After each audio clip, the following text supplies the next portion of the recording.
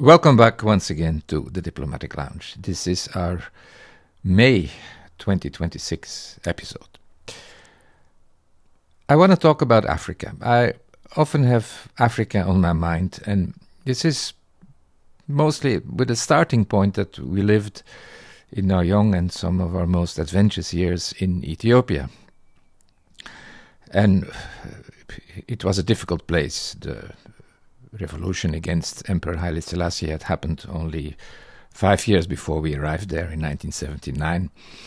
And the country was considered unsafe outside the capital, but we managed to travel a lot and saw most of the places on our own, in very adventurous. And that, of course, left very deep impressions that keep on coming back.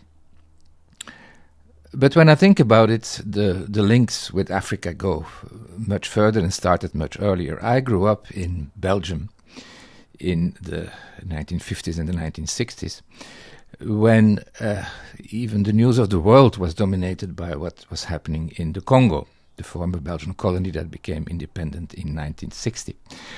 Now, the chaos that followed independence, civil war, the secession of Katanga, etc., was news just when I started to listen to the radio and looking at newspapers. And for that reason, all the names of that era, Moise Tshombe, Mobutu, of course, but even rebel names like Sumialo and the unforgettable Lumumba were part of my childhood.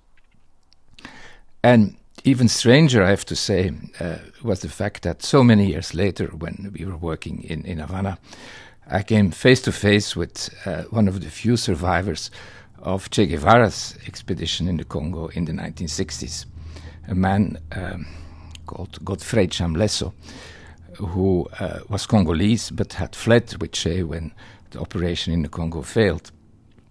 After that, he had worked in Havana for the government press agency Prensa Latina, and he returned to the Congo when Kabila Père, the father, took power. And then I lost contact with him, but it was strange to come face to face with somebody who had been part of history in the Congo in the 1960s. We had a somewhat similar experience when we moved from Ethiopia to Jamaica, but there it was the spirit of Haile Selassie that followed us, because the Rastafarians in Kingston venerated the emperor, who was absolutely persona non grata with the Ethiopian government at the time, and it was even dangerous to have a picture of him. So, strange coincidences that form a kind of layer in your brain when you think about those things so many years later, when reflecting on more youthful experiences.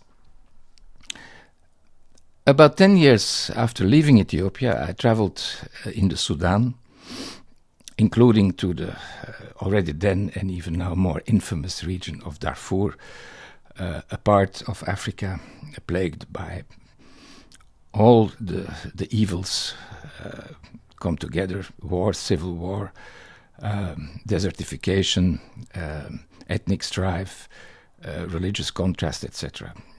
What I then saw in Darfur, in El Fasher and Yala, has only become worse since then, and is still, unfortunately, largely ignored by the world. I learned a lot of things about the typical problems of post-colonial Africa, the unclear borders, the ethnic divisions as a consequence of the colonial borders, etc. But it also struck me, when I think about it now, that Ethiopia, which was hardly ever colonized, much later and till the present day, saw many of the same problems, notably the ethnic strife that plague so many African countries. Then I think about other events. We saw the end of apartheid. In a country, Belgium, where there had been a lot of political support for the white regime, even among prominent Flemish politicians who saw the language issue as overriding concerns about racism. embarrassing, but a truth, not to be forgotten. So I learned things from Africa in many respects. When I look at it today, we see that the post-colonial period is still in full swing. Many of the French-speaking African countries want to get rid of the French layer of civilization that has been imposed on them. But then, unfortunately, they end up going with China or even with Russia, and end up with situations, I think, that are even worse than what the European colonial powers did to the continent. The sad thing in all that is that it never came to a post-colonial partnership between Europe and Africa.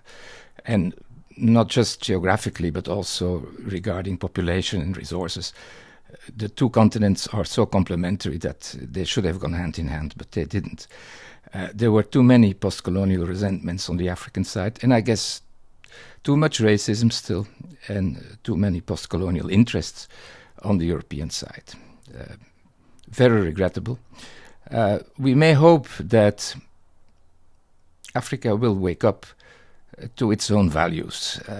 The great Nigerian musician Fela said, and he was hated by many people for that Africans are neither Christians nor Muslims, naturally, that both are imported religions, which is true. And Africa, I feel, still has to find its own way in many regards.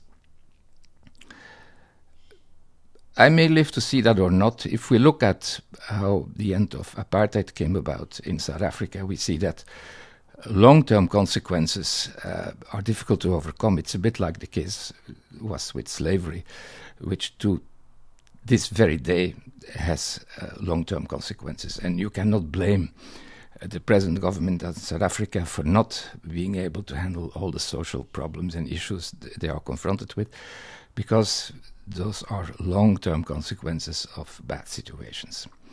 So Africa on my mind in many ways, hoping to see the continent really united one day. We lived in Addis Ababa, where the then Organization of African Unity was based, now the African Union, but I would say cynically that Africa is even more divided than the European Union these days.